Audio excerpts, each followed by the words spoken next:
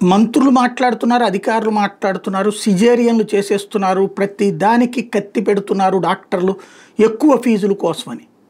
నాకు తెలిసి డాక్టర్ల తప్పు అందులో ఏమాత్రం లేదు.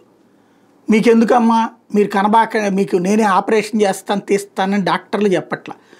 100కి 95% మంది ఇప్పుడు తల్లులకి తమ బిడ్డల్ని కనేటప్పుడు న్యాచురల్ పెయిన్స్ సందర్భంలో పడ్డటువంటి కష్టాలు గుర్తుకుండి తమ బిడ్డలు అట్లాంటి కష్టాలు పడకూడదని కోరుకుంటున్నారు.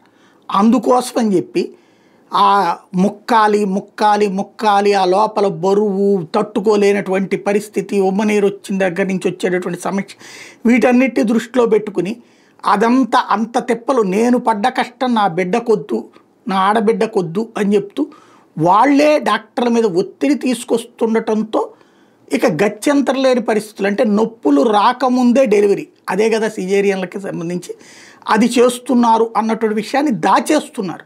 ఇక్కడ కావాల్సింది ఏంటంటే డాక్టర్లను తిట్టడం తగ్గించి మనం ప్రజలలో చైతన్యం తీసుకురావాలి. న్యాచురల్ బర్త్ బేబీ ఆరోగ్యం ఎట్లా ఉంటుంది, ఈ సిజేరియన్ల ద్వారా ఆకస్మికంగా డెలివరీలు చేసేటప్పుడు పుట్టే పిల్లల యొక్క పరిస్థితి, ఆరోగ్య పరిస్థితి ఎట్లా ఉంటుంది, తేడా ఏమన్నా ఉంటుందా, ఇబ్బంది ఏమన్నా ఉంటుందా అన్నటువంటి దాన్ని చైతన్యం తీసుకురావాలి. ఒకవేళ తేడా ఉండేటట్టయితే డాక్టర్లే ఎందుకు అంగీకరించరు కదా. కాబట్టి అందులో ఏదో ఉంటుంది మతలబు.